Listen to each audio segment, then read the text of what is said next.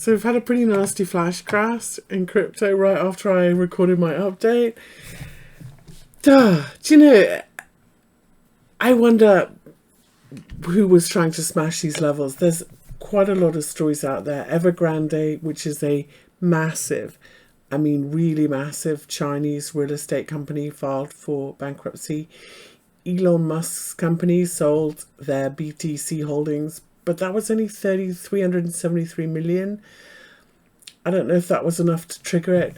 Whales are clearly liquidating Ripple longs because we're no longer in an uptrend in Ripple. So yeah, there's lots of stories out there as to why. I found it quite interesting. Normally, in a nasty market-wide sell-off, Bitcoin dominance will go up, right? So money goes out of alts into Bitcoin. What was quite interesting for me in this sell-off is that Bitcoin dominance went down with Bitcoin. So it was clearly quite a lot of Bitcoin selling and potentially some people scooping up some alts. It was quite interesting. Some coins that I thought would have done worse didn't. So for example, Solana. Let's take a look at Solana. Now in Solana, it's really getting its lunch eaten by Ethereum, and yet on this chart we're kind of holding up pretty well here. And whenever you think you've got a three-wave equal measured move, you put your fibs on both swings, which I've done here. And each of these fib retraces, if we look at it on a daily, gave us a little bit of bounce. So we bounced at the 236 fib, we bounced at the 38.2, and so here we are back at the 50%. If we bounce from here and we close back underneath this 38.2, we obviously will do a bigger 50% bounce. We're coming pretty bouncy off these lows and headed back to the daily 200 moving average. Now, unless you kind of step up when there's blood and buy the low or close to the low, you kind of need to see with these how they bounce and then watch for the retest. In Bitcoin and in crypto, so often even when it's low, there's a retest. For here example, bounce, retest, much higher. If we look at each of the highs and lows, there's almost always, I mean not always, but most of the time there's a retest. So we can afford to be patient and see what happens here. But 20 in Solana is quite an interesting 50% retrace level. So let's take a look at Bitcoin and where we are, because this was a pretty nasty spike. So remember I said that, let's take everything off. In Bitcoin, remember I said this is 5 waves up, and either this is the correction and a new wave 1, in which case 50 or 61.8 and up we go would be a good look. I said the alternative is that this is a bigger ABC correction, and if we do that, then we measure from this high to low, then the equal measured move is quite often a bounce level, but quite often it makes a margin in a new low and does kind of one of those 1272 things. And so where we've stopped, 25,600 in Bitcoin, is that equal measured move. So that says pretty clearly back above 28,000, which we were looking at today to be support, and it wasn't, would be bullish. At the moment, I wouldn't buy, I'm not buying at this 25,000 level. We're underneath the daily 200 moving average, and I want to see a lower time frame bottoming pattern, and I do think it's more likely that we go down a little bit lower and we make a funky ABC where we take out the highs and then we take out the lows and then we go up again. If we renew fibs from this low here, this is, I have to say, a pretty interesting retrace level. 25,600 is not just the equal measured move like this, but all the way from the low that we made in November, it's a 38.2 fib as well.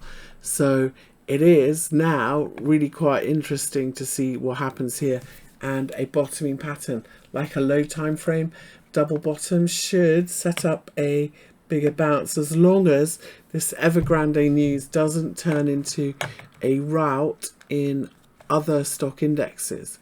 It's quite interesting that the futures are closed at the moment, and so we need to see what happens when futures reopen, especially because Bitcoin quite often leads the way. So let's see how that goes. Let's take a look at, have we come back to an interesting support level in ETH? Because I would argue that we kind of really have.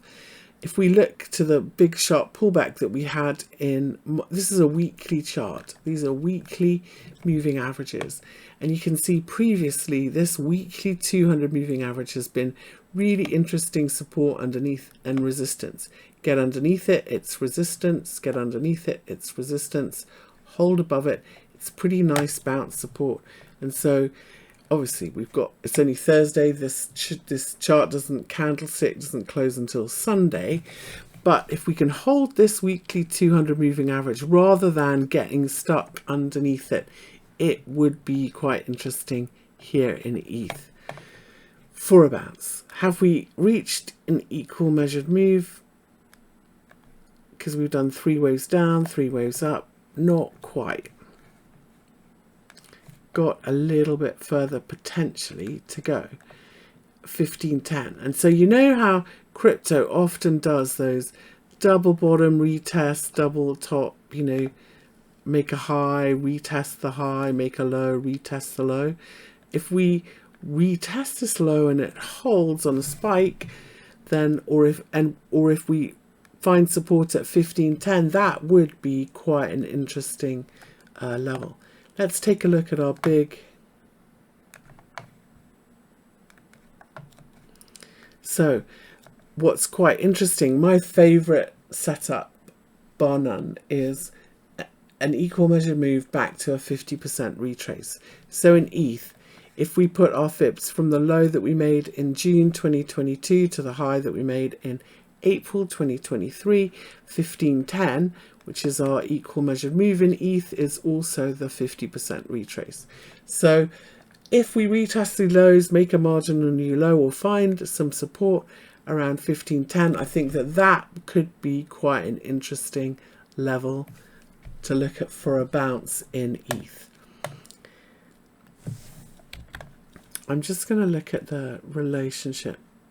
Yeah, so 1510. So yes, I expect to bounce. I'd like to see what happens on a retest.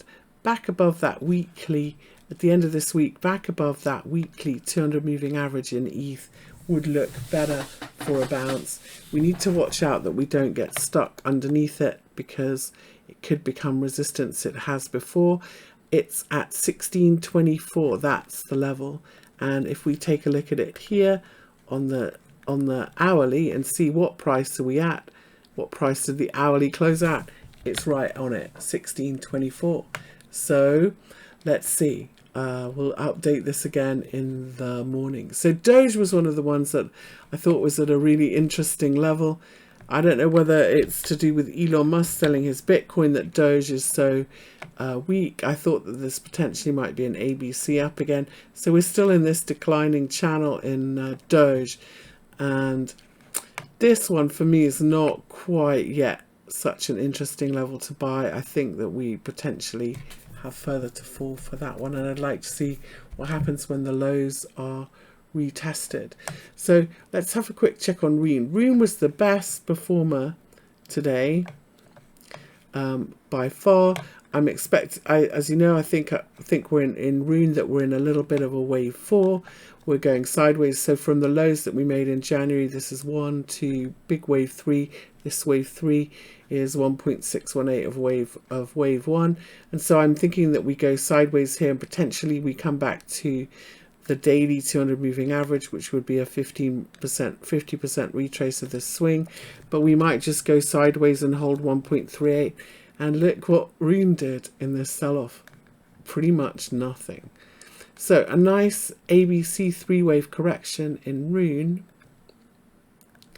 from here takes us a little bit lower to maybe 134, but we might just hold this 145 level. So at the moment, yeah, I'm waiting to see where this next swing bottoms out. Anyway, So I'm just reading the news. So Evergrande files for bankruptcy at the same time that Tether announces that it is no longer supporting USDT on Bitcoin. Gosh. I'm not sure. I don't know. I'm not going to get into Tether FUD tonight, but yeah, that's where we are. Okay. So if you like daily and regular updates, please consider subscribing to my Twitter channel. I'm about to publish my training strategy, and we are going to start a technical analysis course in September. Thanks. Good luck. I think good things are coming, and this is not, this pullback eventually when we turn up again will be a gift.